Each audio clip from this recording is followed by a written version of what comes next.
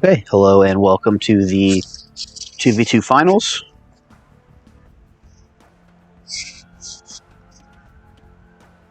I know this has been a rough go. We had several forfeits, which made it just strange. But here we have the finalists. So I'm Faith, and I'm playing as Burmese, color teal. I'm always teal. My teammate's Legion playing as Vietnamese. James is playing as Ethiopians, and Amerikaners playing as Bulgarians.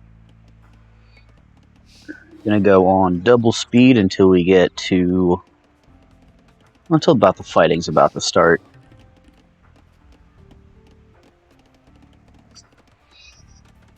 So looking at the civilizations, Ethiopians and Bulgarians are definitely the better of the two civilizations.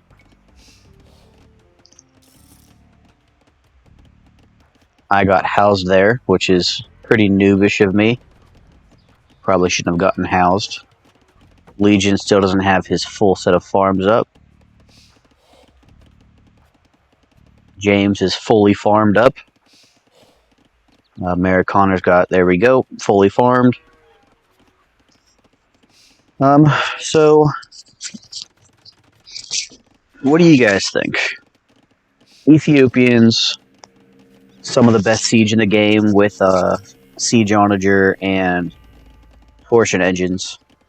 Bulgarians have 50 stone town centers, so mega booms are very easy. They also have half food siege upgrades. See, James and Amerikaner, 16 villager feudal, and they got there fast.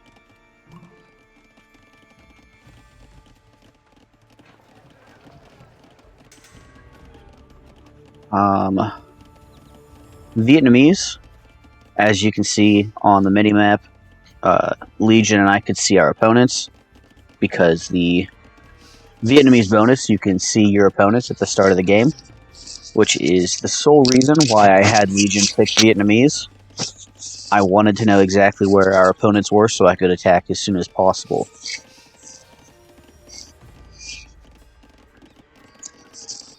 Vietnamese do get Imperial Skirmishers and Bombard Cannons, but what you're looking at is two Siege Onager Civs versus two non-Siege Onager Civs, and normally in matchups like this in Forest Nothing, the Siege Onager Civs will win every single time. Legion and I definitely decided to take a risk in this game. We decided to try with Burmese because they were the only civ left that had a bonus on infantry. So if you don't know, Burmese do get +1 attack on their infantry each age.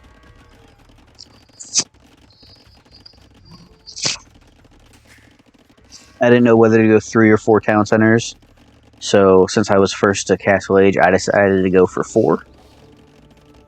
Burmese also get free woodcutting upgrades, so that's a lot of food and gold. Food and wood I wouldn't have to spend. So I felt justified. Also, Legion and I were going to go for a sling strategy. So as you can see, food and gold just came in from Legion, so I can keep my town centers producing despite having less farms. And that's the plan. If he deleted his blacksmith, he could have put up another farm. But I wasn't complaining. He was sending me resources. So James has gone for 3 town centers.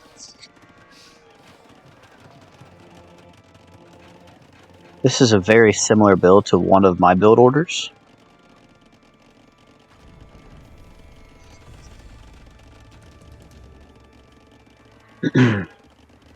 And here we have a lightning quick click to imp from James. really, really concerned me seeing his imp time so quickly. An Amerikaner also on 3 town centers. And also able to click to imp quickly. So James hit imp. I'm about to hit imp. James has 2 onagers immediately. And he starts clearing space. 4th town center for James. Some extra farms. Legion has boomed to 3 town centers. He knew that once he slung me some resources... Oh, he's still slinging me resources, but... Once he sent me some, I was good for a while. He's still at 40 because he's slinging me everything he can.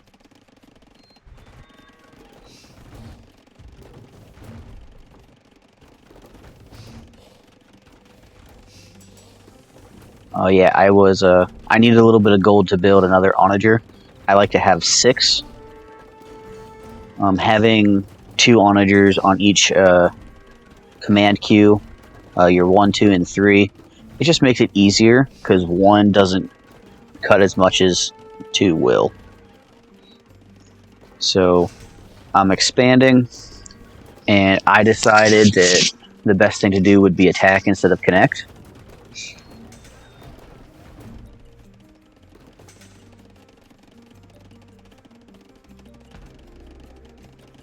So Legion is at 50 villagers. That's very much less than everyone else. James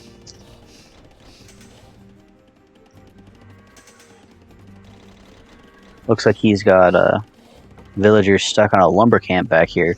Sometimes when that happens, I just like do that and then delete all the villagers that are on top of it because it just makes me mad. James looks like he's cutting to Amerikaner. Amerikaner looks like he's cutting to James. Amerikaner's also cutting a little bit because they could hear which side I was on because it's like a DE bug. You can hear which side just by scrolling over the opponent or scrolling over the black. You can hear where the siege onagers are.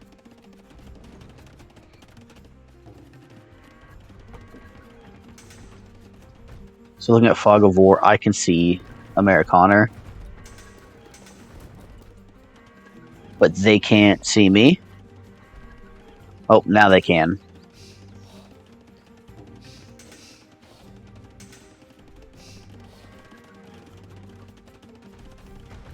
So once I found them, I decided to expand more.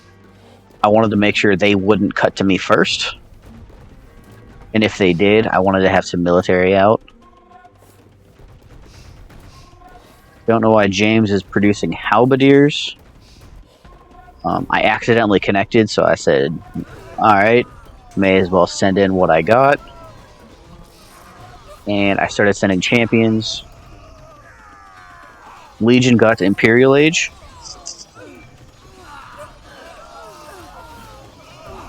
James is housed at 180. I'm at 250 total pop. I got houses building down here, and I got more houses building here because I was tired of being housed.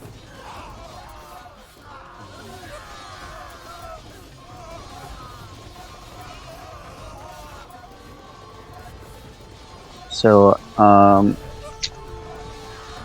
watched a Twitch game today where some professionals used a couple siege onagers to take down a castle, and the professional casters were like entirely shocked at it, but it's a very common occurrence in Force Nothing.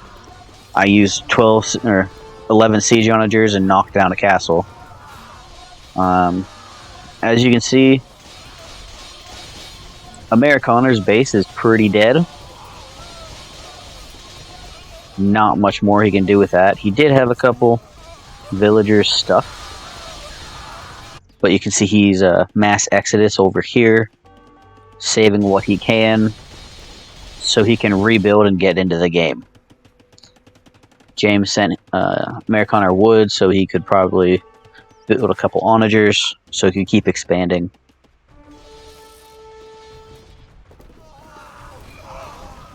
Ethiopian siege is incredibly strong.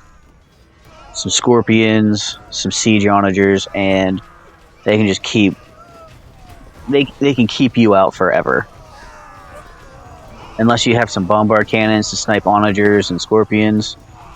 Look at how many onagers I'm losing so fast.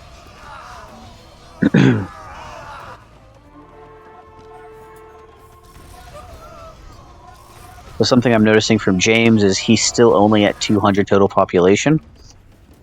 Looks like Legion decided to start cutting.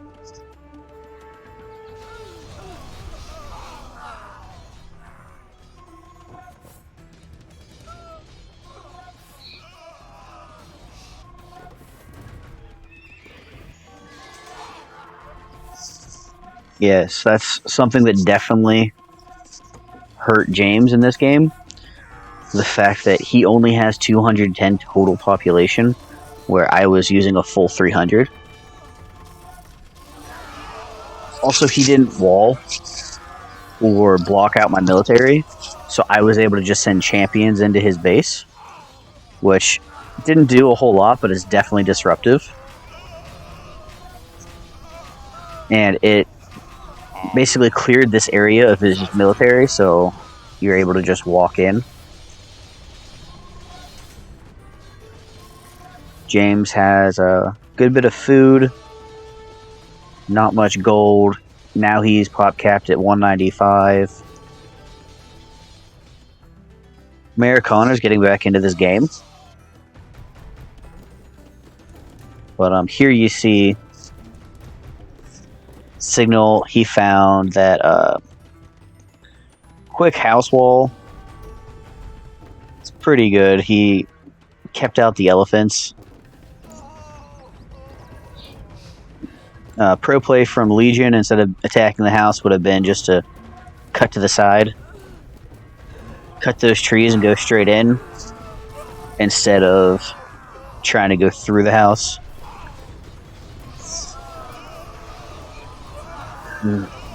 James is doing his best to bottle me up. He did build more houses, so he's got a 235 max pop now. Oh, I think he built that castle. Gave him an extra 20 on the pop space. Alright. I knew something was going too fast. I forgot to slow it down. Sorry, YouTube. So here you have pikemen going after battle elephants. Vietnamese battle elephants aren't very strong, but they are tanky, and they're extremely annoying. So all of James's population is villagers. Amerikaner's down to 40. Legion's up to 150. 130 villagers and 20 military. Legion's making some scorpions. And I'm completely max popped. Most of those are champions, some bombard cannons, and some onagers.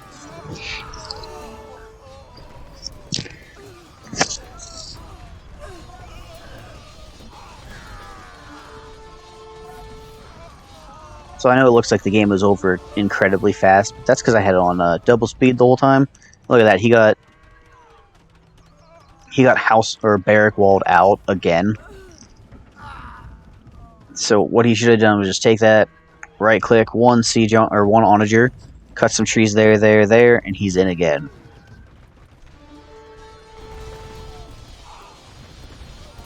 So if you look at a fog of war, I signaled here because we couldn't see the entire extent of their base, and they hadn't resigned yet, and their base was, look, nearly completely destroyed. We could see all the back lines. We knew they didn't have a bunch over there, so I was just concerned that they had buildings and were cutting to me.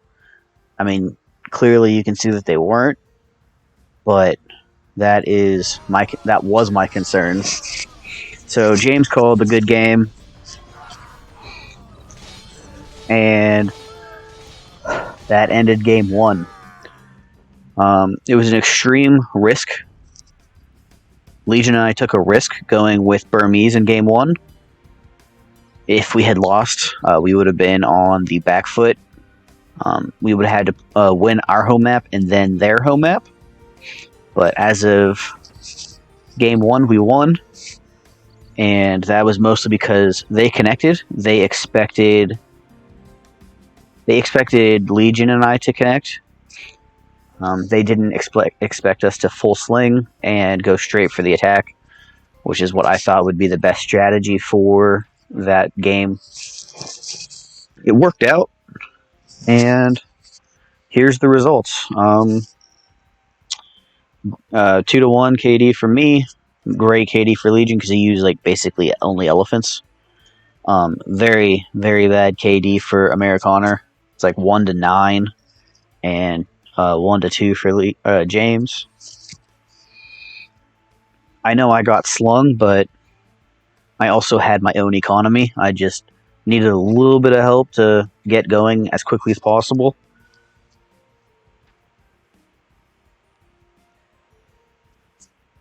That's some fast feudal times.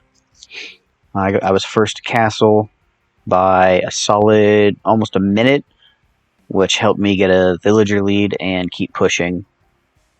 James was first to imp, but I attacked first, so that a lot of time will determine the game.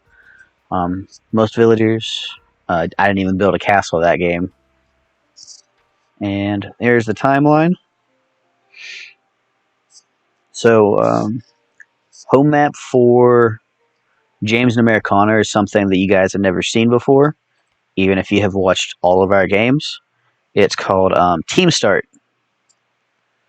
In this game, it's a 9x9 starting area, and you will start next to your teammate. Yes, just like this.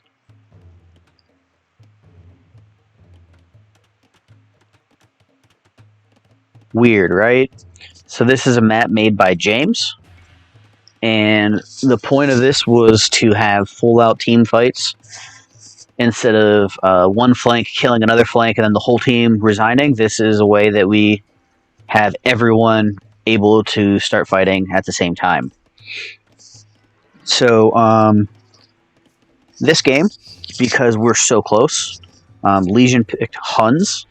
Huns normally can't cut, and normally, if you're on like a 2v2, you don't really want to spend time cutting to each other because that's time you're not preparing yourself for the fight.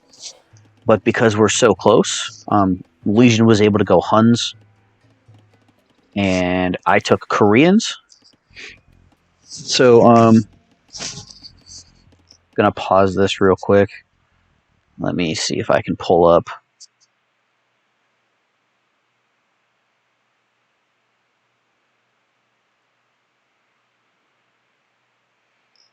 Alright. Show you our Sieve Draft.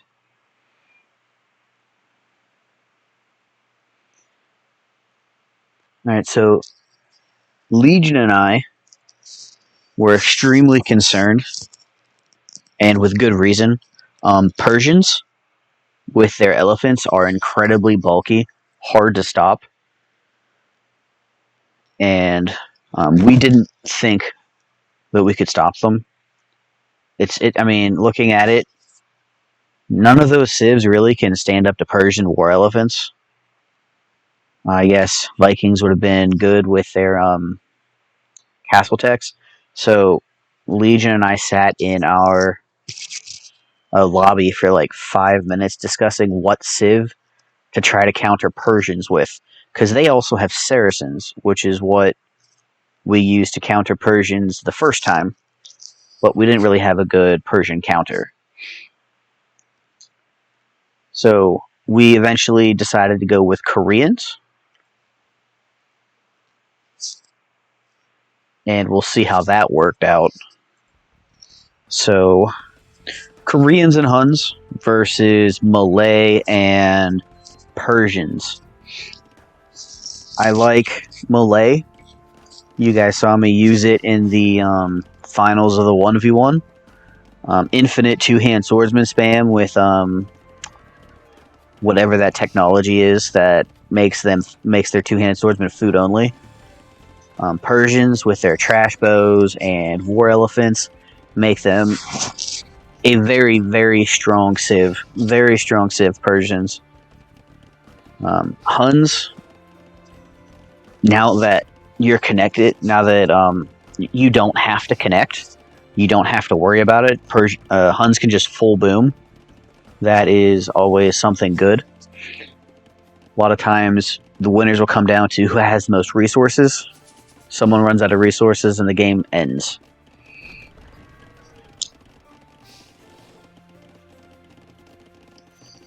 So, first to feudal age is going to be Legion. Not having to build houses, something that is amazing. There he goes, Horse Collar. Why did Horse Collar was his first technology?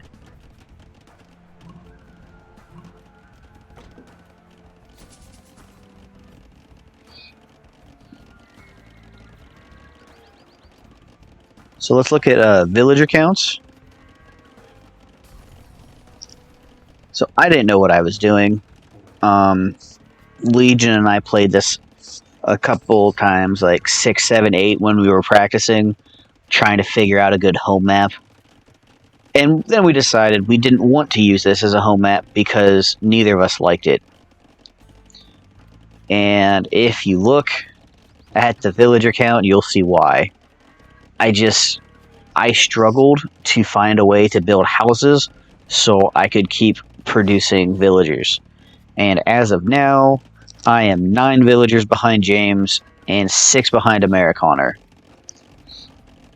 James has an incredible amount of houses. He can hold 45. That's crazy. Legion, of course, doesn't need houses. I went to Castle Age with 17 villagers because I knew I was down villagers. Also, I had the food to do it because I wasn't making villagers. So I decided, hey, let's just go to Castle Age, see what we can do. Try to catch up in villager count. In previous games that I had played against James, normally he sticks with 1 town center on 9x9, which apparently he didn't. Kind of surprises me. Okay, so everyone went to 2 town centers. Legion went to 4 town centers. Again, not needing houses is amazing for Hun booms. I don't understand why he's tied for the 2nd in villagers. He should have far more than everyone, or should shortly. So they're connected. Legion and I just connected. I told him to start building more farms because he was going to need them because he had 4 town centers. We discussed it, and this space here was going to go for me to build houses.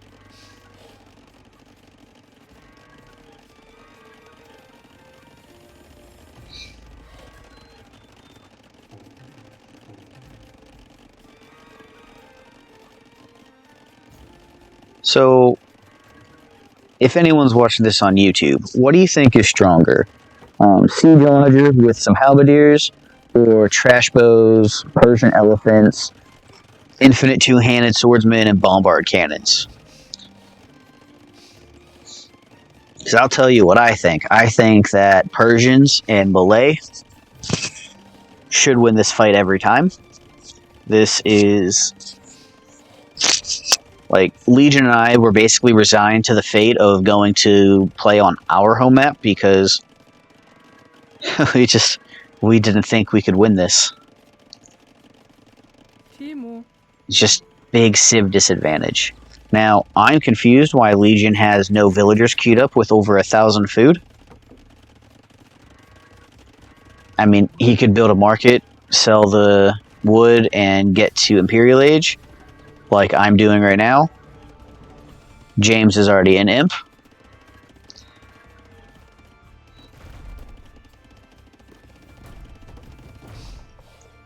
Ooh. James is going with a third town center.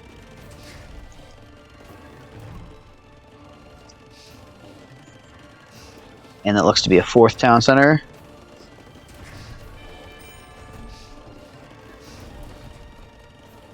I was told after the game that this was the first time Amerikaner had ever played a 9x9 start, and he didn't really know what he was doing. So that slowed him down a little bit, but if you look at it, both of them are in Imperial Age. I'm the only one in Imperial Age on my team. James has villager lead by 17 over me, and I have more villagers than the Hun player, which shouldn't really happen. I did build... Well, I built 5 town centers, because I, again, knew I was behind on villager count, so I went and tried to make as many town centers and villagers as I could, trying to catch up to James. Don't think that'll happen. He's still 20 ahead. Amerikaner builds a third town center. They're building eco. Persians. James likes to get his first castle up really quickly, which is what you see. Infinite two-hand swordsman spam, so he gets his barracks up for Amerikaner. James and Amerikaner are definitely in the better position here.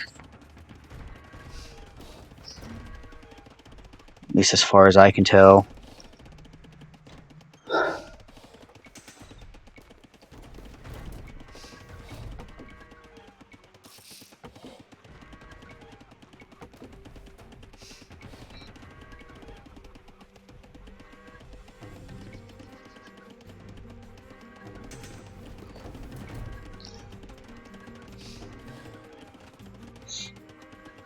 So, Persians, war elephants, trash bows. Alright, I'm going to slow it down now so I don't forget.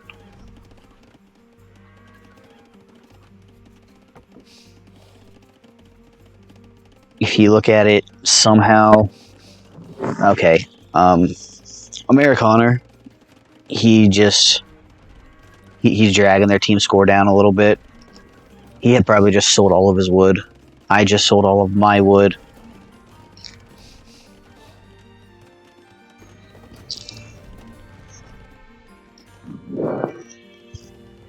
And I decide, hey, let's start cutting towards the enemy. Don't know where they are. Don't know if we can win. But cutting to them is far better than letting them cut to us. So as you can see, both bases look fairly similar. And this looks very even. James, I think he's fully upgraded his crossbows. No elephants yet.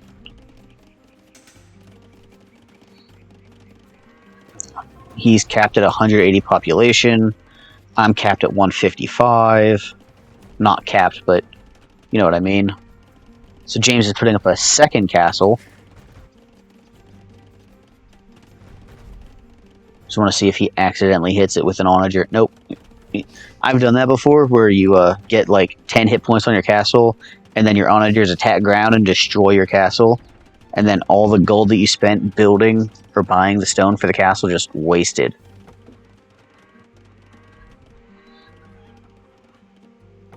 Fog of War, they can see us, and we can see them. I have no idea what I'm doing. Oh, I'm building more farms. I got house, so I'm building more houses.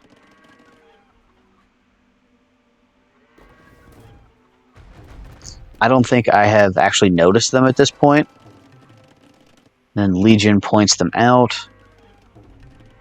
He says, I found them. And I say, don't you mean I found them? Because that's my outpost. So if anyone found them, it was me. But, decent looking economy on my side. And for Legion. Amerikaner. 42 farms, good looking economy. However, Malay's two-handed swordsman spam, you need to have like 70, 80 farms, even on turbo, to keep to the two-handed swordsman producing.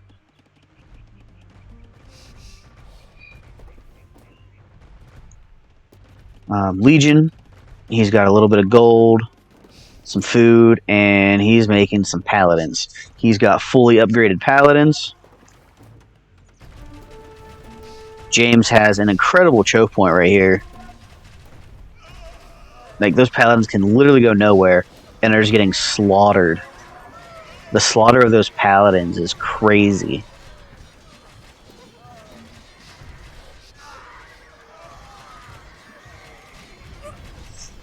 Right there, Legion loses like 30, 40 paladins.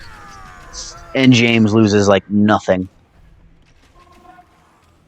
Here you can see Koreans don't get blast furnace on their Koreans don't get blast furnace, so they don't get their final +2 on the halberdiers, but don't even have the final defense upgrade. Once again, Legion's paladins take massive shots. Fortunately, I get my onagers, and as you can see, James loses a lot of trash bows. I said, hey, Legion, see if you can run your paladins into their economy and kill some villagers.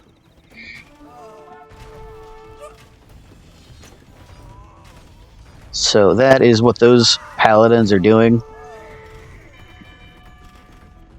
Now, if one of these players were Khmer, those villagers could hide in houses. But since they're not, those paladins can just run amok.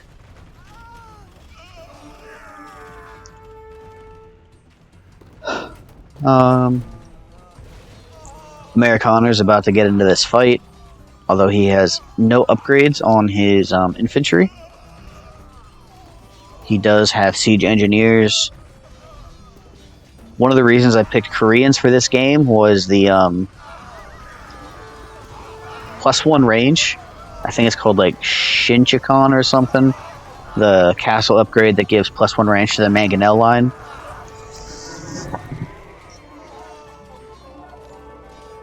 Still don't have the full upgrades on my infantry, so I can't be criticizing Amerikaner fighting without full upgrades.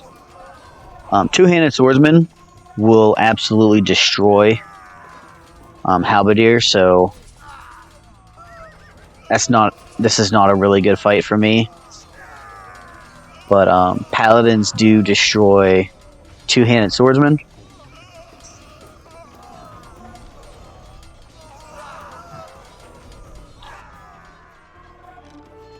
Legion still has one paladin, which is going through and killing villagers. Oh, they don't have loom, so he's two-shotting each villager. That's crazy. I kind of want to just sit here and watch how many villagers he kills.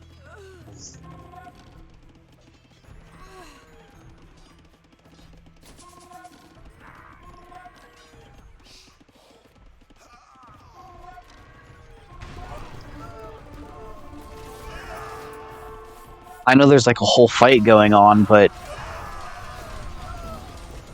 it doesn't look like it's going really well for James and Amerikaner's team. And there's this one paladin that has been killing a ton of villagers. Now he's on the farms from the wood line. I don't know if Legion knew that he had a paladin back there that was still alive.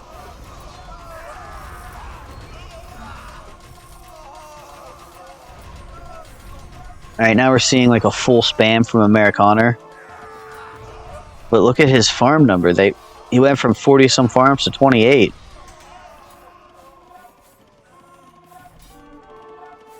And one paladin, one half health paladin, is still two-shotting his villagers.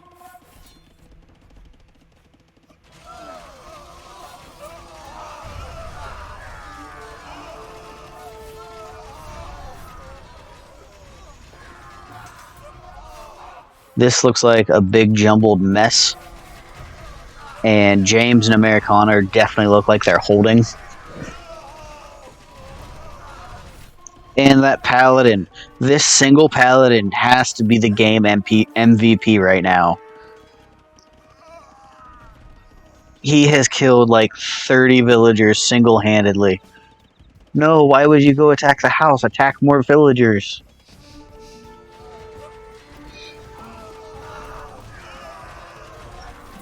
James is going after the siege with his elephants. I can't get them out of there. I could have deleted a siege workshop, but I'm going to lose like all of my bombard cannons. Amerikaner has like no food left because of that one paladin, which is... Oh, he's back to the farms. And James has 32 farmers. You don't need a whole lot of farms. As Persians, you just need a lot of trash bows. Here you see blue military is stuck. These are not amazing fights.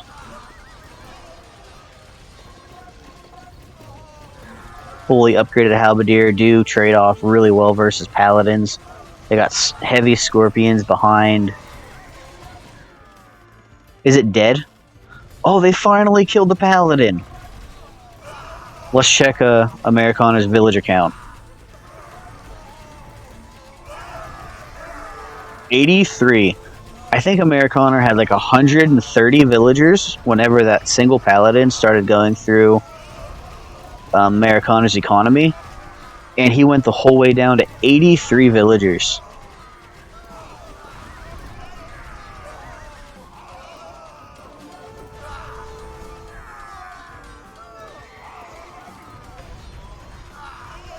So the game did start lagging a little, as you can see.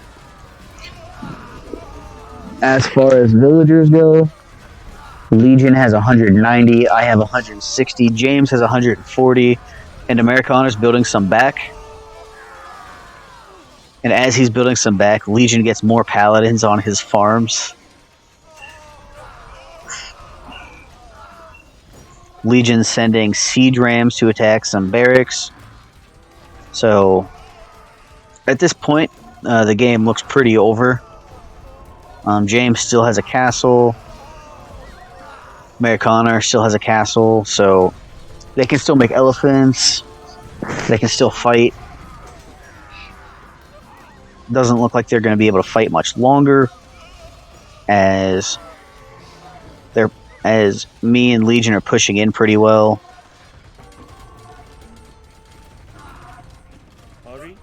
I have some halberdiers on James's farms. Sent my bombard cannons, knocked down his castle. So at this point, James can no longer make elephants.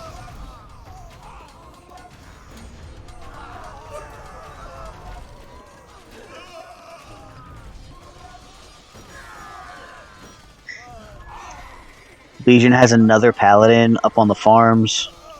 2 paladins, actually. But if we go and vote for MVP of this game, I am totally voting for that one paladin who took out like 50 of Amerikaner's villagers by himself. So James calls good game, and I try to answer him with good game, and I say, I have no idea what I said. Legion and I expected to lose this game. We were already looking, or like discussing our strategy for game 3. The fact that we won this game and 2-0 in the tournament for the finals. We weren't expecting it. We were, like I said, we were expecting to lose. I did have Legion build more outposts to make sure Amerikaner wasn't doing a sneaky sneak to hit our economy. But that's the end of the game. That's the end of the tournament.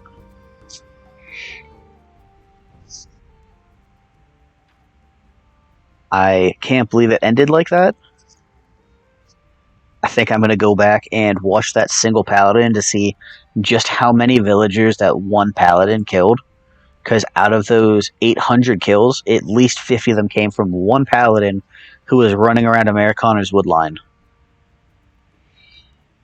So I don't know if the fact that Amerikaner had never played that map before had a lot to do with it, or that one paladin went through and killed half of his economy, essentially.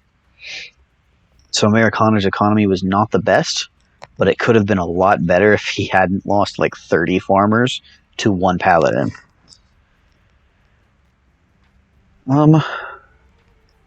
If you guys have made it this far, thank you for watching. Let's see. Show you guys the tournament bracket.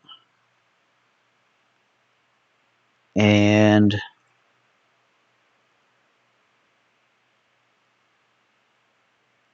alrighty. So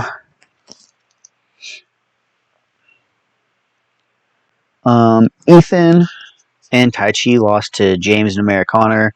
Both of these teams forfeit. Always is Korean, Alistair is Russian, Toilet and Prophet. They just couldn't find a time where these teams could play, so both teams decided to just drop out of the tournament. So that's why you see a 0-0. I had to put a score there to let one team advance. So James and Amerikaner didn't play here. So James and Amerikaner had like a month between games.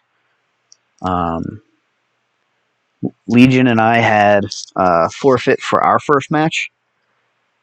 And we beat Bobozo and Sleepy, who beat Zenith and Shorty. And then we went and we won the tournament. I kind of expected to lose based off of like what I saw from these guys in the previous set. Didn't happen. We won. Not going to complain. It was thoroughly exciting. And like I said, I hope you guys enjoyed it. And maybe we can do another tournament. Never going to do a 2v2 tournament again because the scheduling was just awful. Awful. But we'll probably figure out another 1v1 tournament. See ya.